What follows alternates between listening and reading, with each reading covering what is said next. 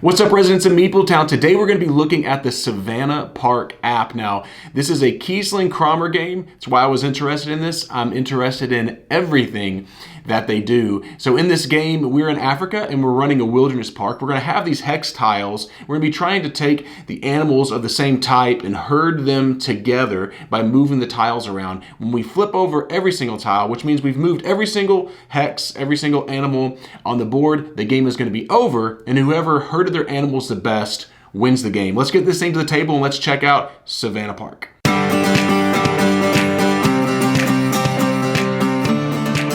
All right, what's up, everyone? I have Savannah Park open. This is the app version of this. Now, whether or not you want the app or you want the physical copy, I am going to teach you how to play the game, so you will get a good idea of how this game is played. Again, whether you want to do the app or not. But I will really quickly show all the features of the app. This app is really simple, so there's not a ton to show here, but there are instructions. It will teach you how to play the game. So you have the rules for the regular game, also the rules for the solo mode there. But let's dive in and let's look at how to play the game, what options are even in the app. Here you're going to have three choices. You can play the solo mode, duo, where you're playing with two players and you're using the same device. Unfortunately, right now there's no online option of gameplay, or you can continue, so it does save where you're at. But let's go ahead and let's click on solo and let's learn how to play this game. The solo and the regular mode are very, very similar. I'll teach you again what the differences, the slight differences in the two are, but for the most part, the gameplay is pretty much identical. We're going to have all these hex pieces, and this is our safari that we're on, and what we're going to be doing is moving a piece that we have already into an open slot. Now, open slots are either an area that's like a desert area that has nothing. Right now, there's none of them. There's none of those spaces. So we're going to have to move onto a space with either a tree, as you can see there, or grass. Now, here's the thing. If you cover up a tree, you're losing 3 points, basically, because for every tree that's open, still, uncovered at the end of the game, you're going to score 3 points. For every piece of grass that's uncovered at the end of the game, that's uncovered, you're going to score 1 point. So you want to try to leave them uncovered if possible. You can't do anything with that rock space there in the middle, and you cannot place it on the fire spaces, which I'll kind of talk about here in just a little bit. So I'm not going to play through a whole game of this. I'm going to just kind of give an idea of how this game is played, and I'll do so I'm going to take this animal right here, I'm going to place it right on top of that grass area, which you can see now it turned it blue. If you're playing the physical copy, you're going to flip the pieces over. So now I cannot move that piece ever again the rest of the game, but it has opened up this kind of desert spot right here, and so I could place something there. Of course, I could go to any of those other grass or tree spots as well, but I wanted to go ahead and move that over there to let you know that this little fire here, the fire hex that you see, means that at the end of the game, if there is any hex or tile that only has one animal on it that's touching it. So if I were to move one of these animals, I would touch some of these, but if I do, unfortunately, if I touch anything on this app, it makes me move that piece, which is a huge downer for me in this. There's no undo button or anything like that. But if I place a one animal hex next to that fire, it's burned up, basically does not count as points. So I don't want to do that. So I'm going to take this with the two animals here, and I'm going to place it over here. Now you may be saying, what are you doing, John?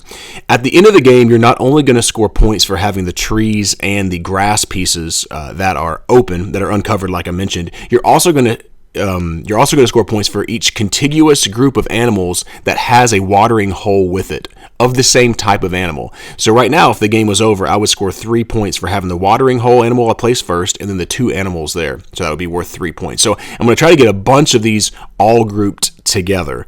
So let me see here. What do I want to do next? Because I'm not only thinking about this open space that I could place in, I'm also thinking of what space am I actually opening up so that I can move pieces around maybe a little more easily.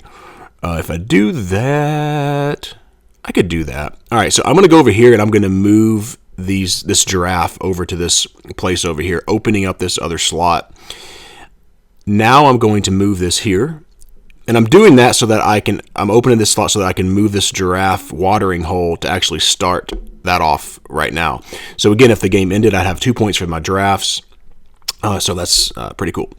I'll just do a few more pieces of this and I'll show you the rest of the app.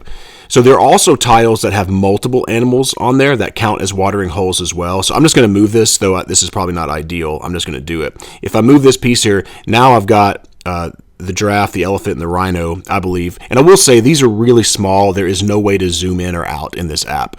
Can be actually quite frustrating, especially when you're learning how to play the game. To try to see what all those animals are can be very difficult. And I'm playing on an iPhone 11, so a pretty standard iPhone, and it's hard for me to see. And I have pretty good eyesight. So anyways, just that's a caveat that I don't love about the app. But anyways, that would start watering holes from anywhere else or continue on there. If I can put a giraffe there in between those two, then that would help me have more giraffes. But that's basically the way that the game is played in solo mode. So I'm going to go ahead and X out of this and show you the duo mode. So in this app, there is no way to play online with other players at the moment. So you're going to have to like pass the phone back and forth. But I want to share with this also that if you're playing like a physical copy, the way that it works, instead of you moving any piece that you want, let's just say I'm on this player here, and I'm not going to think about this too much. I'm just going to move an elephant over to this place. If I move this elephant watering hole over here, it's going to flip over. What it's going to do is now require the other player to move that exact same piece. So you could really hose other players, but then again, this game is so tight with the way it slides around.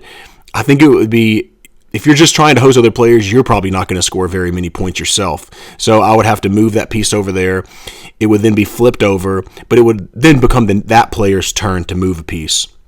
So then now they could, they're going to move something. So I don't know. I'm just going to move this over. I'm not going to actually pay any attention to this. I'll move that over, which then will require this piece to be moved over right here. And I'm just going to move that over there. So that's the whole game. That's the way it works. In the duo mode on the app, it actually shows you how many points you have left of the trees, if you see they're at the very bottom, and also how many points you've scored thus far with your animal. So I think that's really cool. Don't know why they don't have that on the solo part yet. I think it would be super useful. Again, I would also like to see like an undo button, because if I pick this up and just touch it accidentally, then it I didn't even mean to move it right then. It just moved it. If I touch this accidentally, or whatever piece, then it's going to automatically move that. Oh my gosh! I will mention a few more things here. There is a leaderboard that's on there, and my name's on here 3 times because I don't know if that many people are playing this. Just to be real, I didn't even play it all that many times. And I don't even think I'm particularly good at this game. But that's it. That's the whole app. I didn't turn on the sound to the music because I didn't want it to be too annoying or anything. But this is the new Kiesling-Cromer game, Savannah Park, very lightweight game. And I'll share my thoughts now.